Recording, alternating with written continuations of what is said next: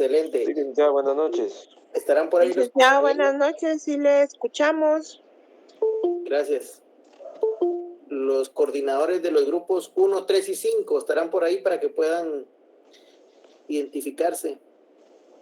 Licenciado, presente. Si pudiera poner la cámara, porfa.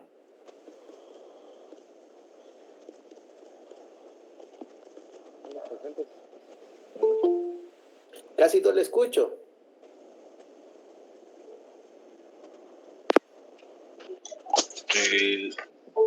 Soy el coordinador del grupo número 1. Número 1, gracias, muy amable. El del grupo 3 y 5.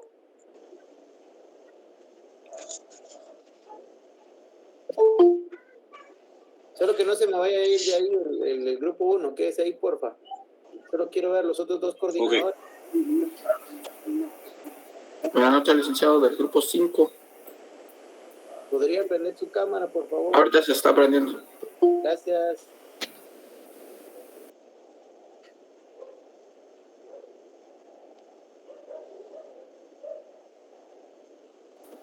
Licenciado, buenas noches. Buenas noches. Le comento, mi coordinador del grupo, que correspondemos al número 3, está teniendo problemas con su internet. Entonces, solo le quería comentar eso, ¿verdad? Para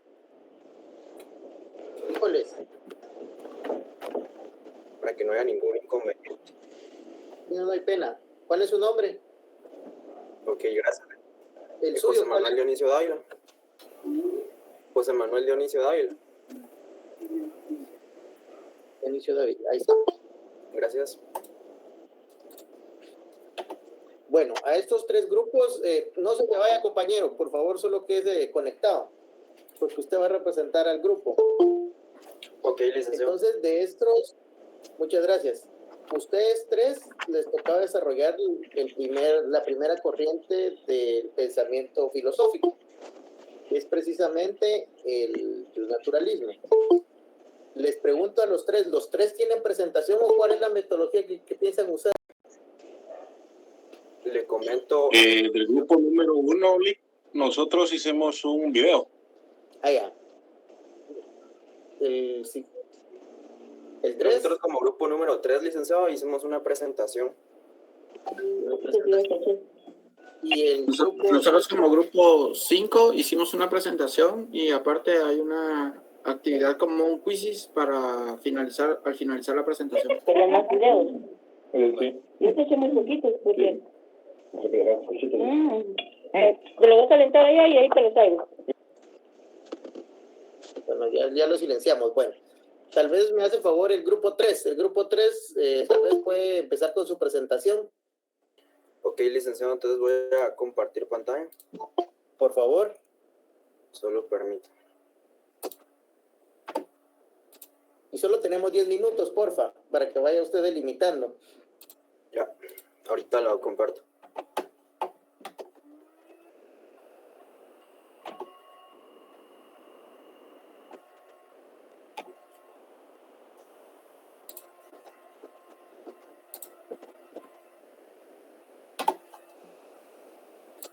¿Sí se ve, licenciado?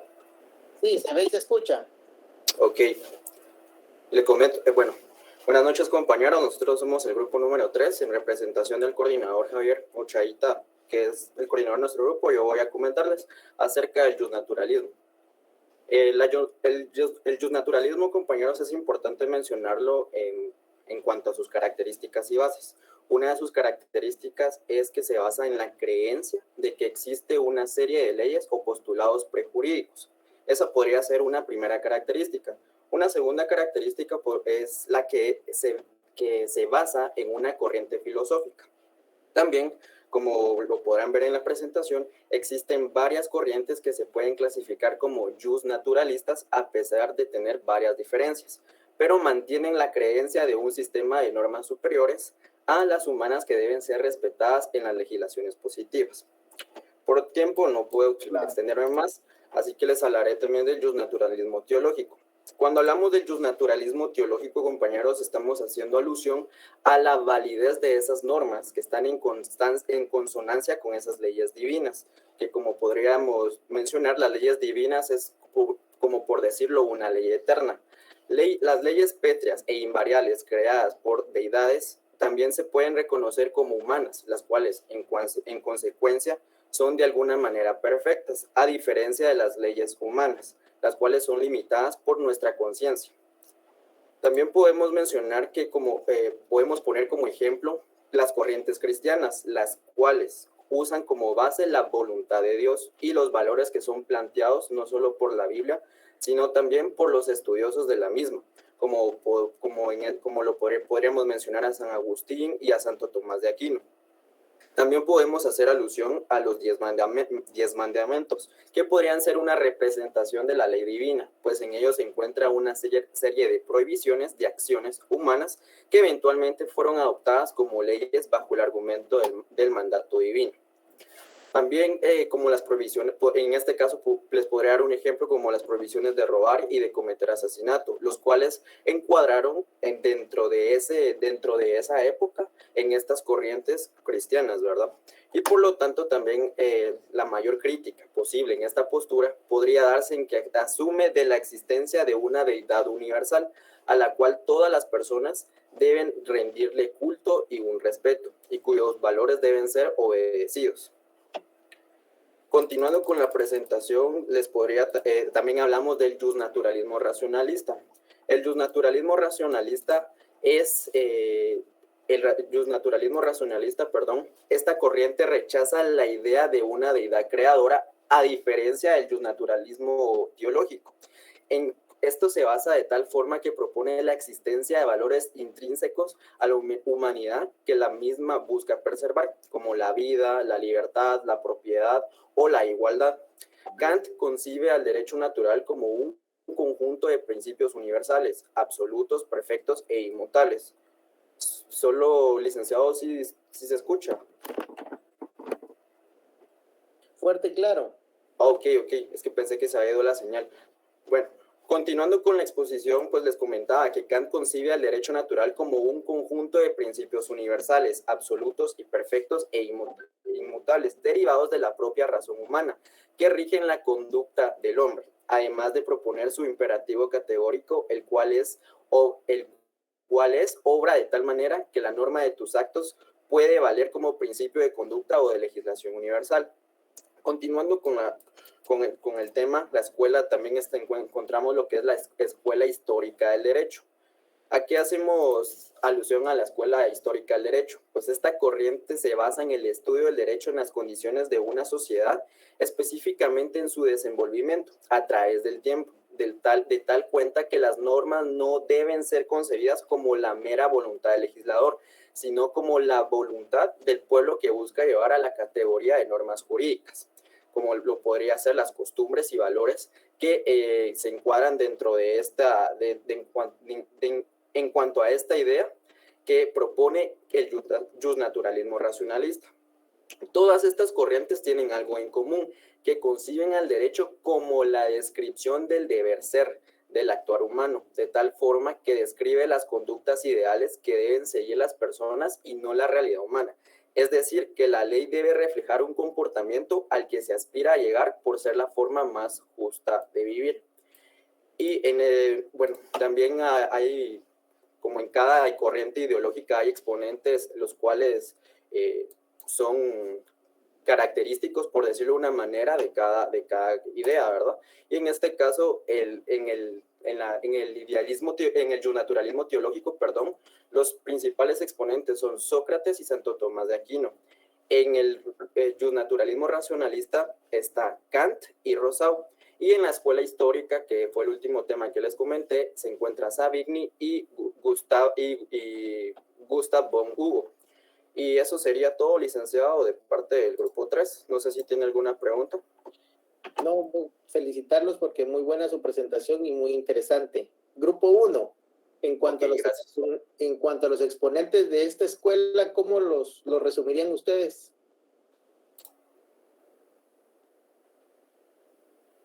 Está por ahí el compañero del grupo 1. Sí, licenciado. Buenas noches. Dígame. Bueno, si pudiera encender su cámara, porfa. La tengo encendida. Sí, Es que cabal no lo veía. Bueno, le preguntaba acerca de los exponentes del naturalismo. ¿Cuáles les habían llamado la atención a ustedes como dentro de su exposición? Para serles sincero, licenciado, nosotros no tocamos a fondo los exponentes.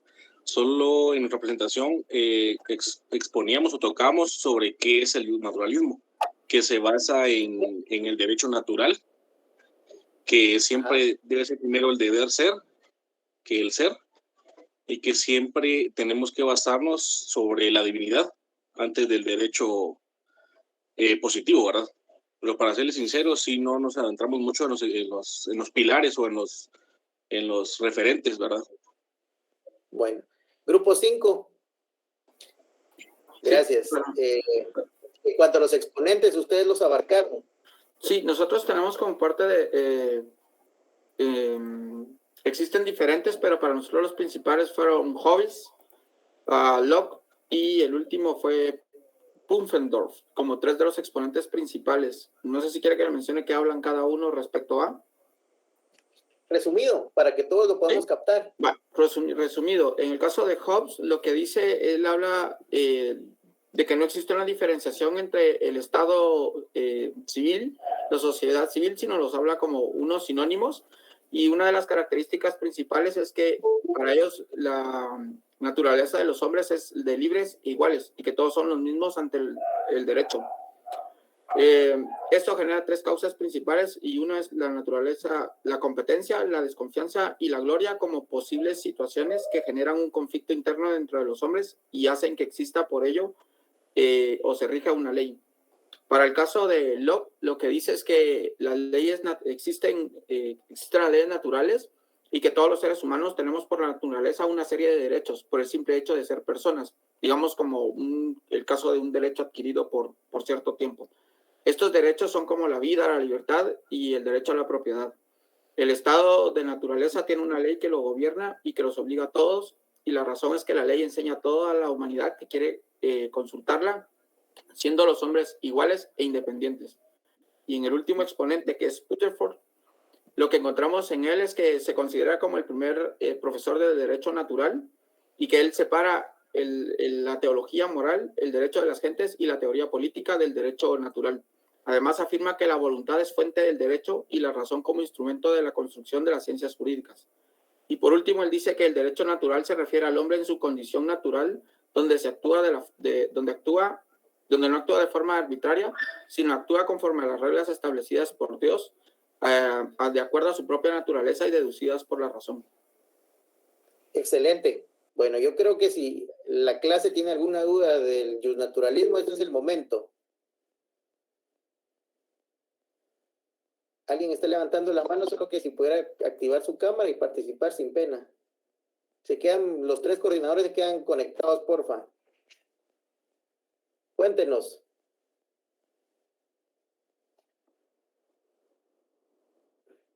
No le escuchamos. Tu micrófono, Mario.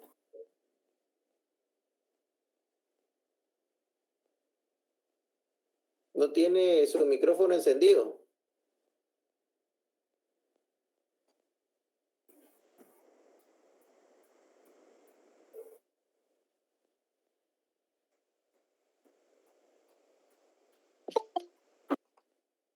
Bueno, no le escuchamos al compañero. Vamos a continuar. Gracias a los 3 coordinadores, muy buenas exposiciones. Creo que solo el grupo 1 sí tuvo que abarcar un poquito más porque, pues, tendría que desarrollarlo un poquito más, pero para que tomen las consideraciones. Los coordinadores del grupo 2, 4 y 6, con el positivismo jurídico. ¿Por dónde estarán? 2, 4 y 6. Buenas noches, licenciado. Aquí el grupo 2. Buenas noches, grupo 2. Grupo 4. Buenas noches, licenciado. ¿Quién es del grupo 4, perdón?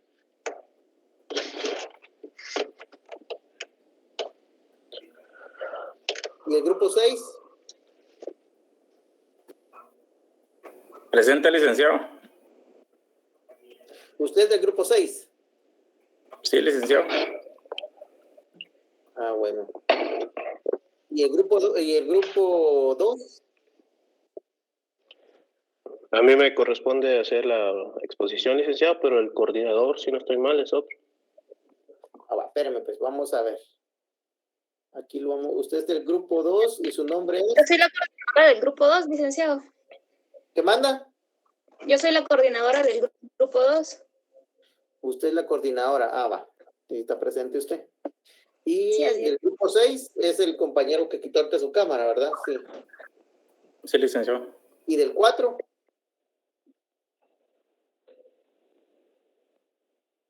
No apareció el del 4. Del 4 estoy yo, licenciado. Perdón, es que tengo un poco de problema con el internet. Ah, no se preocupe. ¿Los 3 grupos tienen presentación o tienen alguna modalidad distinta? Yo al menos el tengo grupo una A- forma de exponer, al menos de cómo hicimos el trabajo todos en equipo. ¿Tiene presentación? No, solamente hicimos los resúmenes, cada quien por su parte, y unificamos todas las ideas. ¿El grupo 4? Sí, ¿me ¿El escucha, grupo 4 licenciado? Sí, le escucho. Sí, Gracias. nosotros hicimos el trabajo, cada quien por su parte, y unificamos todas las ideas. Usted es del grupo 4. Yo soy, sí, solo que nuestro coordinador lamentablemente dio positivo de COVID, entonces yo estoy ahorita en su representación. Bueno, tal vez por eso es que no me casan los nombres, perdone, pero tal vez me van diciendo que no son los coordinadores y son de tal grupo, así ya yo los identifico rápido. No tenga pena, licenciado. Mi nombre es grupo Luis. 6? Sí, Licenciado. ¿El grupo 6? Sí, tiene presentación. Sí, tenemos presentación y somos 3 los que vamos a exponer. Bueno, si gusta, empiecen ustedes, pues. Grupo 6 es, ¿verdad? ¿Cuál es su nombre? Gerson Ramírez, sí. Buenas Usted noches. es el coordinador. ¿Qué manda? Usted es el coordinador, ¿verdad? Así es, licenciado. Ah, bueno, el tiempo es de ustedes, entonces. 10 minutos, porfa. Gracias. Buenas noches, compañeros. Buenas noches, licenciado. Somos el grupo 6. El tema que vamos a exponer es el positivismo. Y ahorita voy a presentar la diapositiva. Se van a presentar mis compañeros.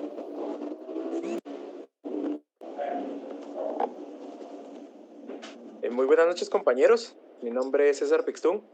Pertenezco al grupo 6 y hoy estaré pues exponiendo sobre el positivismo, esperando que la información que proporcionemos pueda ser de su conocimiento.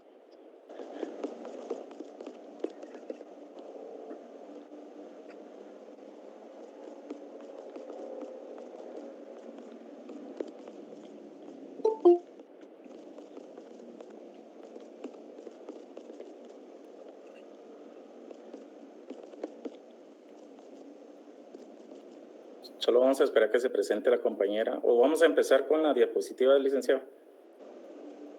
Muy bien. Buenas noches, muy buenas noches, compañeros. Les saluda Yesenia Magalí de Rafael, grupo número 6. Estaremos exponiendo acerca del positivismo. Gracias.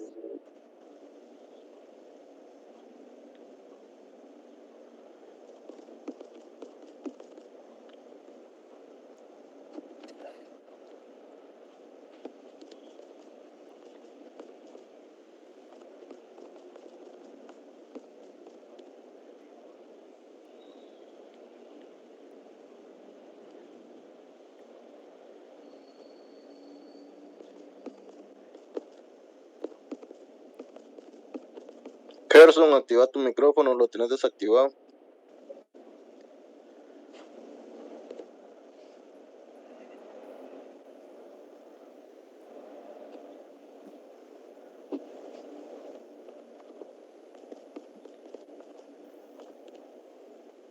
Empecemos a definir qué es positivismo jurídico. Kelsen afirma que por positivismo jurídico debe entenderse toda teoría del derecho, que concibe o acepta como su exclusivo objeto de estudio al derecho positivo y rechaza como el derecho a cualquier orden normativo, aunque se le designe con ese nombre, como es el caso del derecho natural.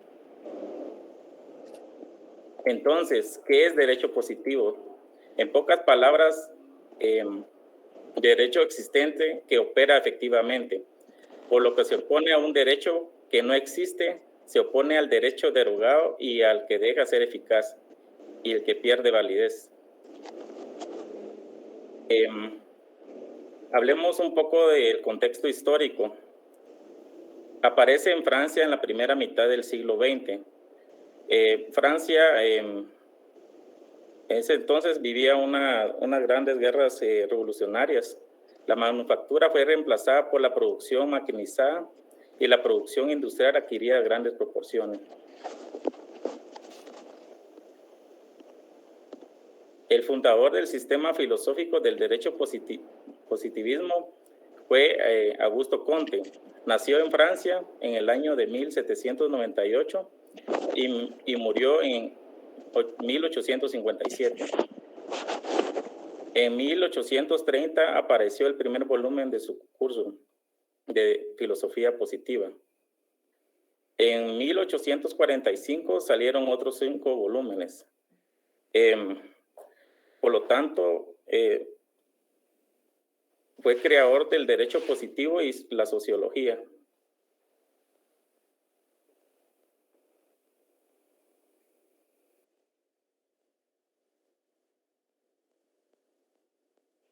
Muchas gracias, Gerson. Seguimos exponiendo sobre el hecho positivo y ahora vamos a hablar sobre el hecho positivo como tal y metodología. El hecho positivo o los hechos positivos, Augusto Comte los refiere como los hechos reales y existentes en el universo, los mismos que deben de ser estudiados por los métodos de las ciencias, rechazando toda aquella especulación metafísica. Ahora, metodología del positivismo. Y la metodología del positivismo es propuesta por el positivismo de la ciencia, ¿verdad? Esto a partir de la observación, la experimentación, el análisis, la síntesis. Acá ya vamos a basarnos sobre algo concreto, sobre algo que se va a ir estudiando y se va a ir adquiriendo. Dentro del justnaturalismo existen 2 tesis. La primera, hay principios morales y de justicia, que estos universalmente son válidos y asequibles a toda razón humana. Y la segunda tesis es sobre una norma que no puede ser calificada de jurídica si ésta pues va a contradecir aquellos principios morales o bien de justicia que nos están rodeando. Y hay 3 estados del pensamiento positivo. Como bien el referente máximo es Augusto Comte, y él nos comentaba en el pensamiento de la humanidad, pues han atravesado en la historia del hombre estos 3 estados y que van a influenciar mucho sobre el positivismo. Uno de ellos es el teológico, ¿verdad? Acá el nombre explica los fenómenos naturales por la acción de los dioses, por la acción de los demonios, se van por aquello pues más de la fe, por aquello en lo cual ellos creían, ¿verdad? Predomina en la sociedad los sacerdotes, los guerreros, los reyes y los emperadores, aquellos que tenían para estos pensamientos o para aquellas personas una relación directa con Dios. Ahora, el segundo estado pues es lo metafísico. El nombre acaba de reemplazar a los dioses y demonios, ¿verdad? Y es una ciencia pues mucho más abstracta, producto del pensamiento nacional. Ya esto deja a un lado lo religioso, deja a un lado aquellos pensadores que venían de la iglesia o del seno de la misma y se va a lo metafísico. Y el último estado pues es el positivismo, ¿verdad? Acá se va a limitar el conocimiento del mundo y la comprobación de las relaciones constantes entre objetos y fenómenos. Gracias.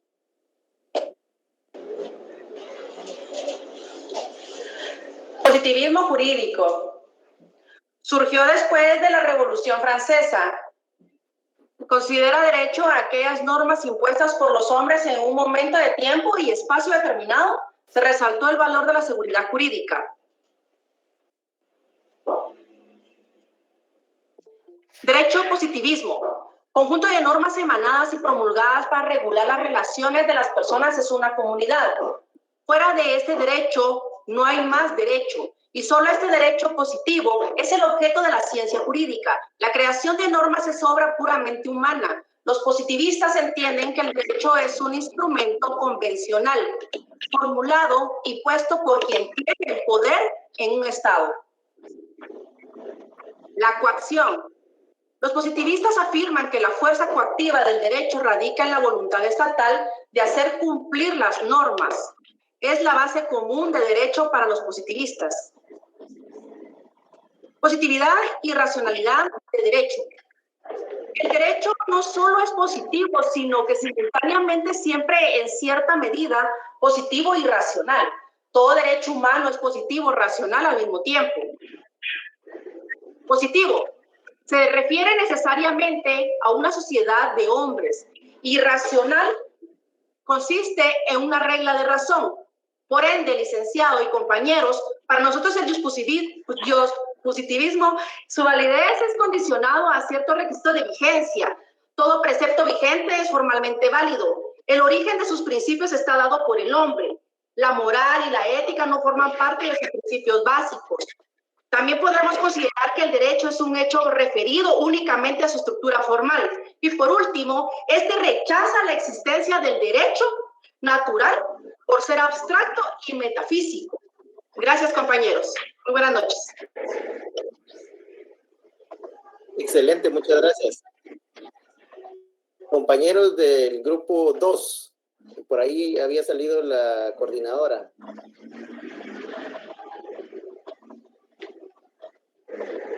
Grupo 2.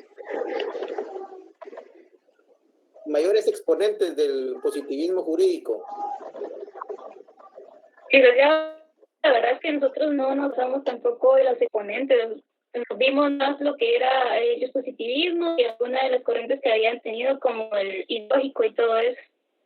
¿Cómo qué? Como la corriente metodológica, la lógica y todos esos métodos, pues esas corrientes, perdón, fue las que nos basamos nosotros. ¿Y cómo definen ustedes el positivismo jurídico? Una corriente de pensamiento jurídico, licenciado. A ver, amplíenos un poquito más, que usted era el expositor, ¿verdad? Víctor Rolando. Sí, yo era licenciado. Díganos. Primero, pues es apto a empezar con una definición de positivismo jurídico, ¿verdad? No es necesario una definición tan larga, tan extensa, que al final pues no se llegue a entender, ¿verdad? Es más práctico una definición corta, pero precisa. Una definición del positivismo jurídico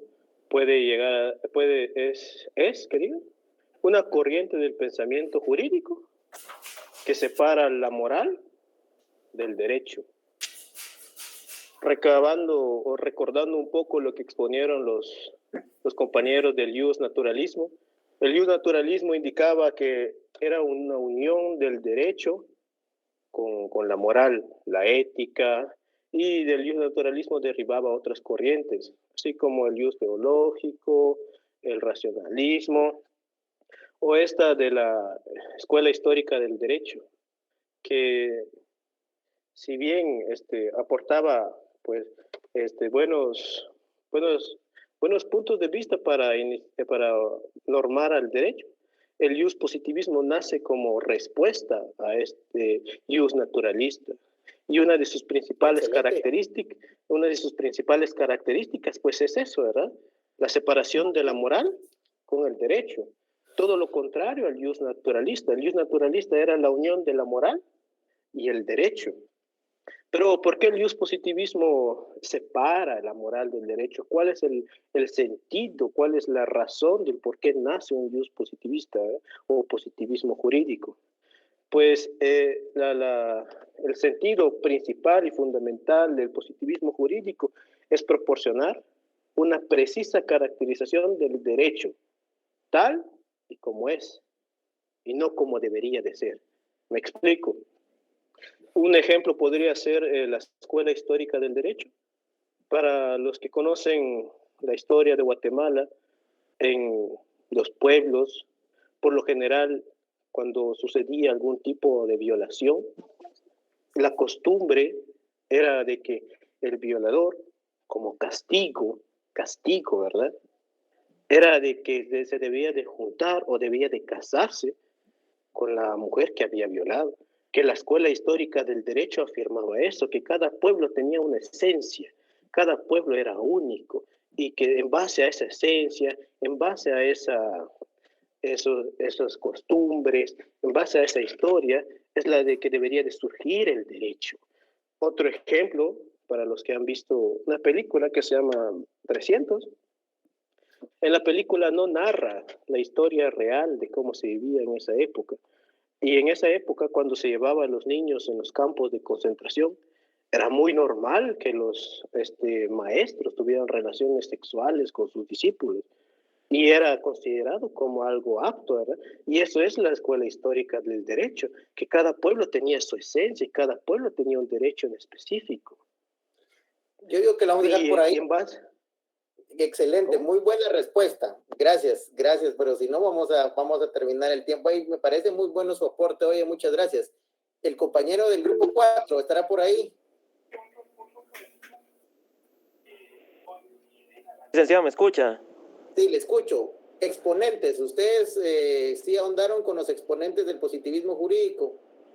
Fíjese que sí, en este caso pues yo voy a exponer la parte de la que ustedes... Así muy breve, sin extenderse mucho, ¿quiénes fueron los principales exponentes del positivismo jurídico? Pues según nuestro resumen y lo que nosotros investigamos fue por parte de Augusto Comte. Ajá. Augusto Comte, y con respecto a la escuela histórica del derecho, pues al menos a mí la parte que me tocó concebir fue la parte de Federico Carlos de Savigny. Sí. Y Hugo, que fue el que llevó la escuela histórica, que fue iniciada por parte de él. Con respecto al positivismo jurídico, pues tengo entendido que abarca una ambigüedad de conceptos, ¿verdad? Porque tiene dos sentidos diferentes. Por un lado está en este caso, pues el positivismo científico, que es un poco más sistemático y verificable. Y ahora, en este caso, pues el otro sentido que narra Augusto Comte se refiere al estado positivo o real, que sería el positivismo jurídico. Prácticamente él indica de que se dominó por un estado teológico y un estado metafísico. El estado en el cual positivo comtiniano es empírico y relativo y presupone una invariabilidad y el poder predictivo de las leyes de la naturaleza. En cambio, en el segundo sentido... Ahí vamos a dejar, muchas gracias. Yo creo que ya nos quedó claro el tema de los exponentes. Comte es el mayor. Bueno, muchas gracias a estos tres grupos, lo hicieron muy bien. Creo que cada quien puede pues autoevaluar qué tipo de fortalezas debemos ir viendo. Otra vez está ahí el compañero Mario Arturo. Hable, compañero. Sí, licenciado, ya conseguí unos audífonos. Creo que ahora sí se escuchan. Sí, lo escuchamos. Cuéntenos. Sí. Es que yo pertenecía a otra sección, a la sección E, pero gestioné el cambio de sección y en ese transcurso del tiempo pues no me he podido acoplar a ningún grupo. No tengo grupo, licenciado. Ya escribí a varios compañeros, yo creo que ya todos los compañeros conocen de mi caso, pero no me he podido incorporar. Fíjese que, ¿cuál es su nombre, dice? Mario Arturo Salazar Castro. Ya. Justamente hoy hablé con la coordinadora del grupo 19. Entonces, coordínese con ella. Tal vez la coordinadora del grupo 19 le puede escribir porque a ella justo se le acaba de ir un compañero. Entonces, que haga la sustitución y que ella me envíe su información, dígale. Y ya usted comunique. Muy bien. Bueno, los grupos 7, 9, 11, los coordinadores, por favor, 7, 9 y 11. Buenas noches. Mi coordinador, soy del grupo 7, solo que no tengo cámara. Mi coordinador no pudo porque tuvo una emergencia en su trabajo, entonces me llamó para ver si podía hacer la presentación. No, claro, pero sí tiene que tener cámara ahí.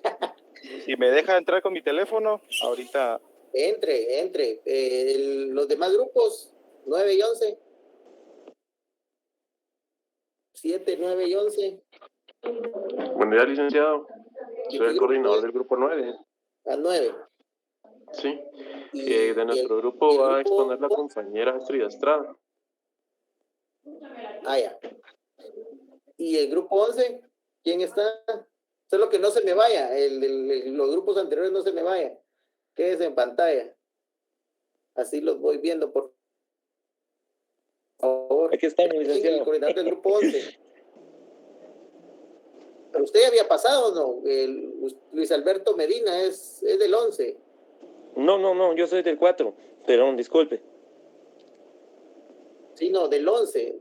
Sería, no es 11, sino que es 8, 10 y 12, perdón. 8, no, ya me estoy... 7, 9 y 11. 7, 9 y 11. ¿El del 11 quién es?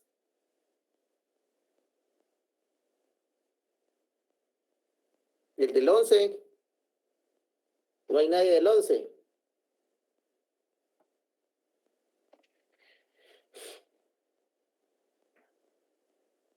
Su Lady Daniela. No está. Ella es la coordinadora. ¿Y algún otro integrante del grupo 11? Buenas noches, licenciado. Disculpe.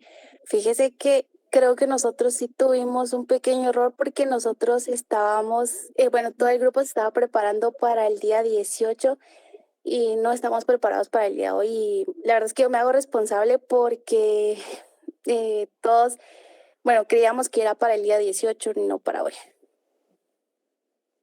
No, pero eso sí lo aclaramos bien el último día de clases. No fue culpa suya porque yo le dije en toda la clase que los primeros 4 temas pasaban hoy. Bueno, está bien, no van a exponer. 7 y 9. De estos dos grupos, ¿quién de los dos tiene presentación o los dos tienen presentación? Nosotros tenemos presentación, licenciado. ¿Y el otro Nosotros grupo? también tenemos, licenciado. Bueno, si gusta, Carlos Andrés, usted dijo que iba a pasar otra compañerita de ustedes, ¿verdad? Sí, igual conmigo, licenciado, son 2 compañeros. Vaya, está bien. Buenas noches. Pase primero el compañero. Soy del grupo... ¿Puede proyectar? Gracias. Sí, ahorita.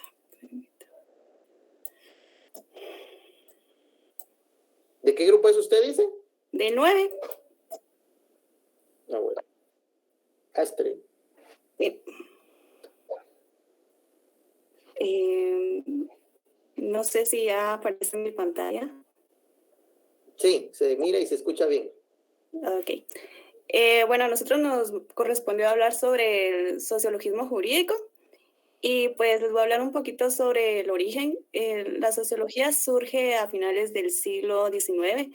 Sus raíces se encuentran en la ciencia del derecho, jurisprudencia.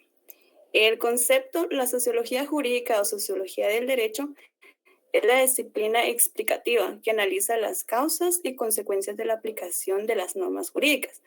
Se interesa por los actos por los cuales las normas son creadas.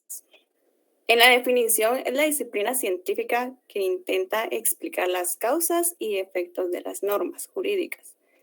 Tenemos los caracteres, que es la legitimación, y la legalidad, que es no pragmática, autónoma, independiente, informativa y crítica. Teórica e empírica. Su objeto no describe las normas ni las interpreta, se interesa por la explicación del porqué de las normas, dicen lo que dicen. Y la clasificación según Comte, tenemos la sociología estática, que es la que estudia las condiciones que sea posible la vida social, y reúnen 2 grupos que son las instituciones y las funciones. En las instituciones son las condiciones de la existencia social para que el hombre pueda establecer en la sociedad, y también en el hombre predomina lo que es el instinto altruista, el cual se clasifica de la siguiente manera, ya sea en el orden moral, en el orden material o intelectual. En las funciones, pues son las condiciones de la existencia social es el carácter esencial de toda sociedad y se divide en fuerzas sociales y que a su vez estas también son fuerzas intelectuales, morales y fundamentales. También está lo que es la autoridad, que esto reprime toda dispersión de ideas, sentimientos e intereses. También está lo que es la religión, que esta característica pues es la que une al hombre con Dios. También se clasifica en la sociología dinámica. Esta es el estudio de las condiciones que determinan la vida social al momento de que su evolución y establece el proceso en la evolución. También está lo que es la escuela sociológica, que fue fundada por Emil Durkheim, aplicado en el método positivista al estudio del hecho social, y es decir, lo que sea capaz de ejercer presión o coacción externa sobre el individuo, y pertenece a los empiristas del siglo XX. En los fundamentos de la legalidad, presupone que el potencial del derecho para la realización de deberes sea realizada de forma discontinua, puesto que las decisiones legales son tomadas por los hombres sujetos a presión y limitaciones externas. Y el derecho y cambio social se extiende la legalidad a nuevas instituciones y ambientes, elevando el estándar de lo que constituye el procedimiento justo. Con relación al cambio social, el derecho responde a nuevas circunstancias y presiones. No es un vínculo del cambio, sino que se ocupa de cómo funciona y qué problemas surgen. En las principales tendencias tenemos lo que es la primacía de los intereses sociales sobre los particulares y el socialismo del derecho. Y pues eso es todo, licenciado. Grupo 7, los principales exponentes. Gracias.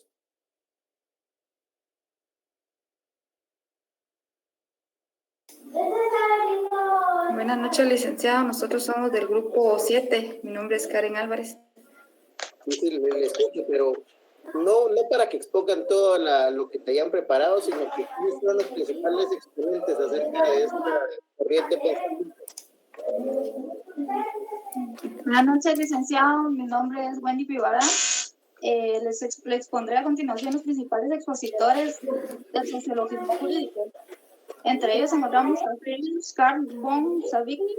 Fue un jurista alemán, nació en Frankfurt el 21 de febrero de 1979 y falleció en Berlín el 25 de teléfono 1861, fundador de la primera escuela del derecho alemán.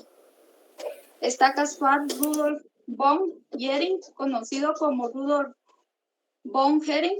Fue un ilustre jurista alemán, así como uno de los mayores filósofos del derecho de Europa y de la historia jurídica continental, que inspiraron a varias generaciones futuras. Nació el 22 de agosto de 1818 en Aurich, Alemania, y falleció el 17 de septiembre de 1892 en Gotinga, Alemania.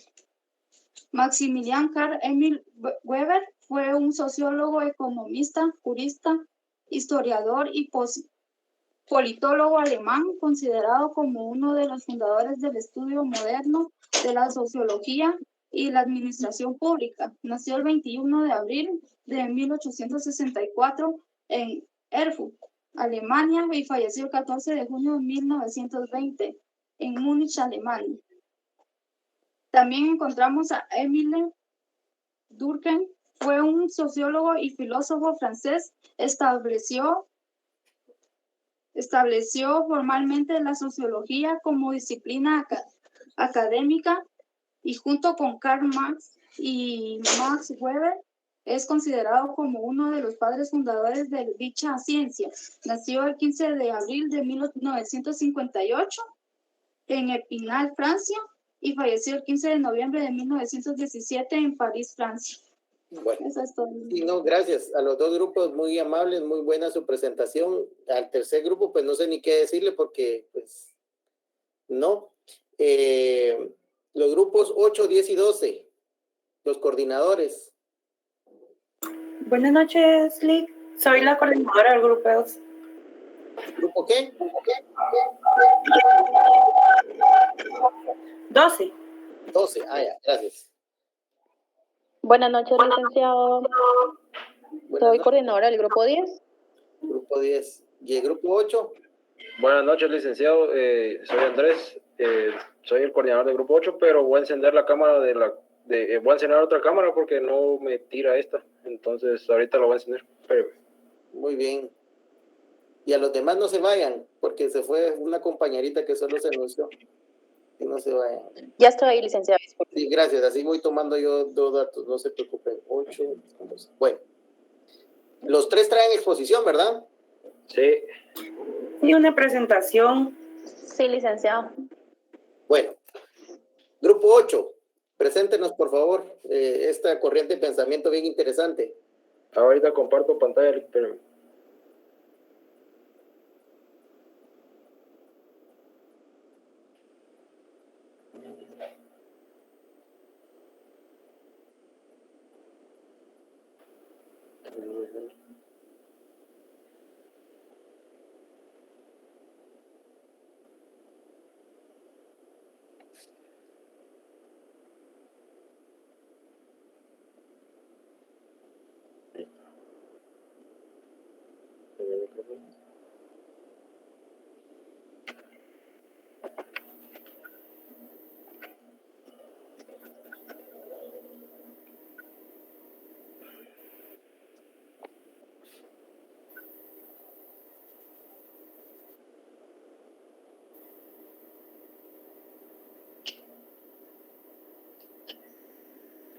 Le hice una pregunta, estoy conectado desde el usuario de María Fernanda, pero...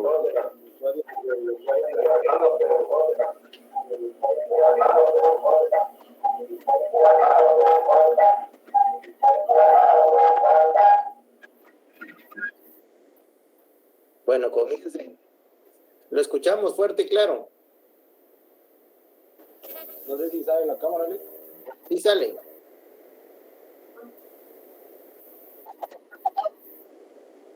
Okay. Buenas noches, compañeros y...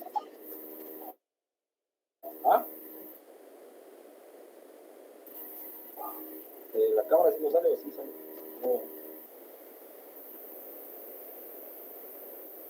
Buenas noches, somos el grupo 8.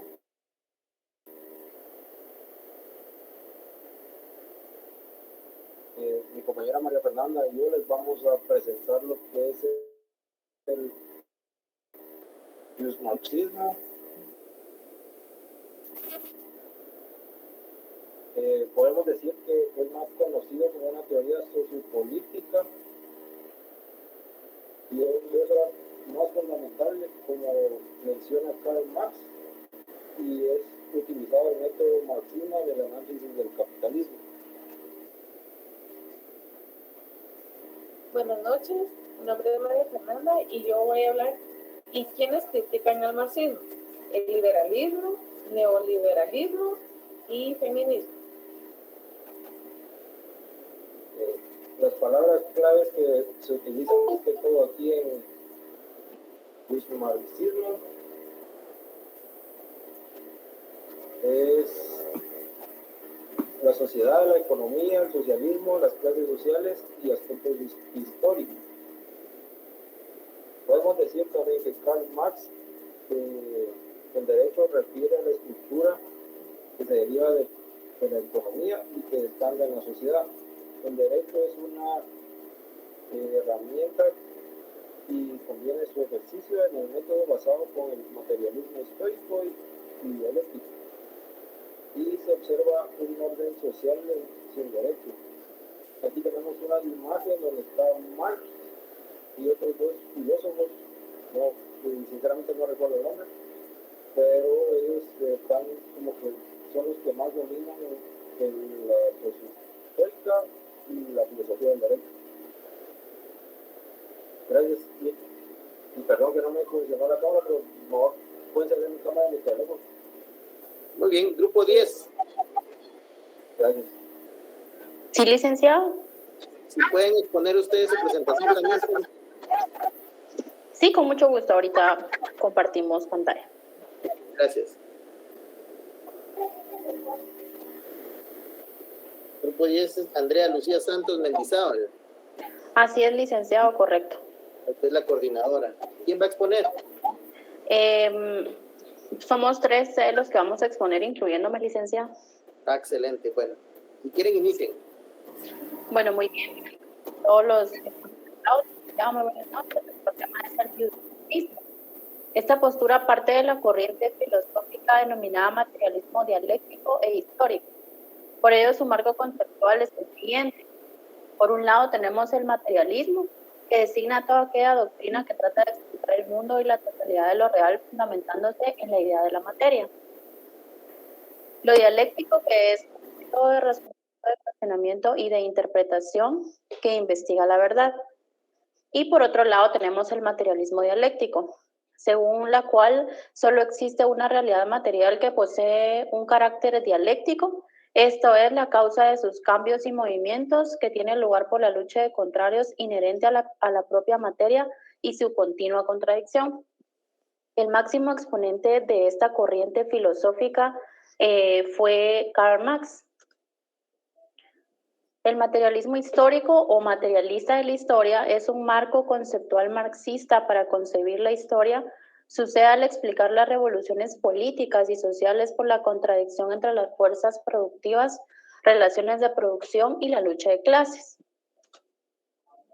El marxismo, o también llamado la teoría sociopolítica. El derecho no existe donde no hay clases sociales. Esto está citado por Karl Marx, y es que para Karl Marx él consideraba el derecho como una de esas superestructuras, o sea, como un mero prejuicio burgués, detrás del cual se ocultaban los intereses de la burguesía para perpetuar su poder y mantener sometida a la clase oprimida, y así que el derecho desapareciera en una sociedad comunista. Una sociedad comunista que es un sistema social sin clases, con una forma de propiedad pública de los medios de producción y con la plena igualdad social de todos los miembros de la sociedad. El marxismo sostiene que el derecho responde directamente a los intereses de la clase alta, la cual adquiere su riqueza de los trabajadores mediante el sistema de producción capitalista. Sin embargo, se debe aclarar que tanto el capitalismo como el comunismo están hechas para proteger a quienes poseen el poder, ya sea este económico o político. El marxismo, entonces, en este orden de ideas en relación al derecho y teniendo un papel pasivo ante el proceso social, solo responde al movimiento económico, limitando todo su carácter regulador y rector de conductas que en sus contenidos expresa voluntades políticas, dígase de una sociedad capitalista o así de una socialista. Entre los principales defensores y teóricos de esta posición teórica se encuentran A. Pasucanis, que señala que no es suficiente conocer el contenido normativo, sino es necesario conocer si tal contenido normativo se realiza o no en las relaciones sociales. Afirma que en una sociedad colectivista con unidad de propósitos y armonía de intereses, el derecho es innecesario y se convertirá en normas técnicos sociales para la utilidad económica. B. Stuka, quien sostiene que el derecho es un sistema de relaciones sociales en correspondencia con los intereses de la clase dominante y tutelada por su fuerza organizada. Y C. A. Wyszynski, quien considera el derecho como el conjunto de las reglas de conducta que expresan la voluntad y conveniencia de la clase dominante legislativamente establecida, sus costumbres, sus reglas de convivencia, garantizadas por la fuerza coercitiva del poder estatal.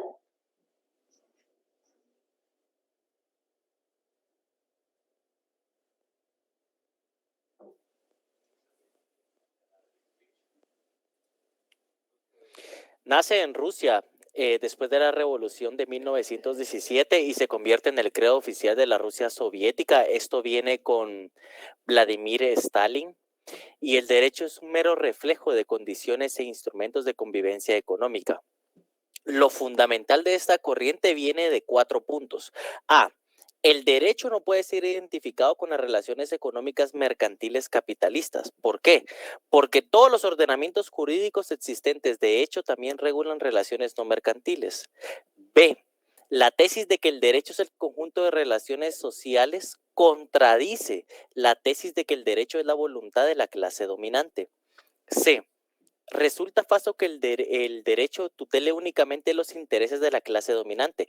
¿Por qué? Porque también tutela los intereses de la clase oprimida, o sea, de los trabajadores. Y D. Es falso que también tutele únicamente los intereses de la clase dominante, porque también tutela los intereses de una parte de la clase dominante contra otras partes de la misma. Entonces, de esta corriente filosófica tenemos componentes centrales que se pueden dividir en 4 elementos esenciales. El concepto de la lucha de clases, que es formulado por primera vez en el Manifiesto Comunista de Karl Marx. Es la crítica a la economía del capital, el cual es desarrollado extensamente en su obra El Capital. El concepto de ideología, que es desarrollado siempre por Karl Marx, que es su máximo exponente en sus primeros libros como La ideología alemana. Es el concepto del comunismo, un modo de producción generado a partir del modo de producción capitalista que puede sobrepasar los límites de la sociedad capitalista fundada en la explotación humana, en la extracción del valor. El objetivo de esta corriente, de la corriente del marxismo, es que propone que los trabajadores tengan acceso a los medios de producción en forma institucionalizada. Es decir, utilizando las instituciones públicas del Estado para que los trabajadores obtengan medios de producción y evitar que la burguesía vaya concentrando cada vez más los medios de producción, la propiedad y la población del país. Reúne a la población, centraliza los medios de producción, principalmente las fábricas, y concentra en pocas manos la propiedad.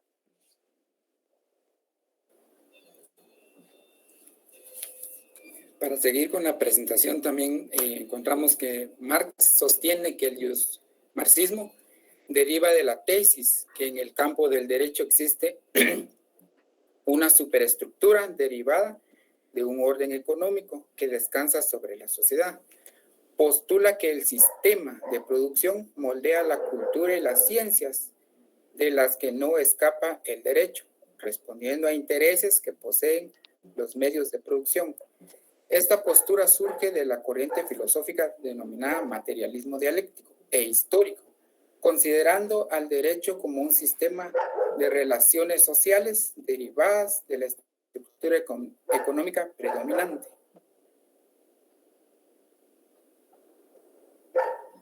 Estima que la transformación de la realidad es posible en tanto se conozca el desenvolvimiento del sistema de las relaciones de producción, constituyendo la estructura de toda sociedad y demás instituciones, entre las cuales se encuentran las instituciones jurídicas.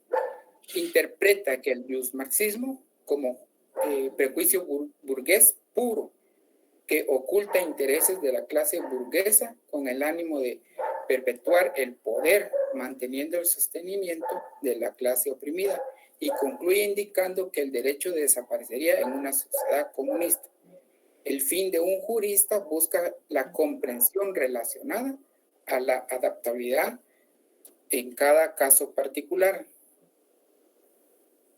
Para precisar con exactitud el contenido normativo, se aplica en casos concretos que se consideran siempre su aspecto histórico. Se deben observar las condiciones convenientes para los actos legislativos, dado que la sociedad en el transcurso de la historia cambia y se transforma, haciendo necesaria también la transformación de las leyes actuales, las circunstancias y acontecimientos. Para el juez, al interpretar la ley, debe responder a la esencia jurídica de esta, pero traduciéndola en resolución de hechos actuales o presentes, sin ser un historiador, sino aplicada a la propia historia, la circunstancia del asunto actual, promedio a su conocimiento y resolución. Y para concluir con esto, licenciado, el marxismo conforma una visión epistemológica del derecho desde una perspectiva económica que constituye conjunto de ideas políticas, filosóficas, que unida al activismo obrero desarrollan posturas, doctrinas, cuyo fin trata de explicar el interés del capitalista sobre el proletariado o derecho obrero. Eso sería todo, licenciado. Muchas gracias, excelente, felicitaciones, muy buena coordinación. Grupo 12. Dígame, licenciado. ¿Qué opinan ustedes de esta corriente filosófica? De forma breve. En forma breve, pues es una teoría del derecho. Es un sistema filosófico, político, que está basado en las ideas de tanto de Karl Marx como de Friedrich Engels. Pues principalmente rechaza el sistema capitalista y defiende las ideas de las clases iguales. Dentro de sus exponentes, ¿a quiénes resaltaría? Marx y Friedrich Engels, ya que Karl Marx fue el máximo exponente en esta corriente, ¿verdad? Es un historiador y pues es basado en su obra El Capitalista. Excelente, bueno. A todos los grupos que participaron el día de hoy, felicitaciones, lo hicieron muy bien. Yo creo que sin duda son muy buenos oradores y van por buen camino. A los coordinadores del grupo les ruego mandarme sus presentaciones al grupo de chat ahorita, para que así yo los pueda documentar de una vez a los que expusieron el día de hoy. Y pues los grupos para el siguiente día de clases pues se preparan, ¿no? Van a tener un poquito más de tiempo. Que tengan todos buenas noches y feliz descanso. Buenas noches, licenciado. Buenas noches, compañeros. Buenas noches. Buenas noches, licenciado. Buenas noches, Lic.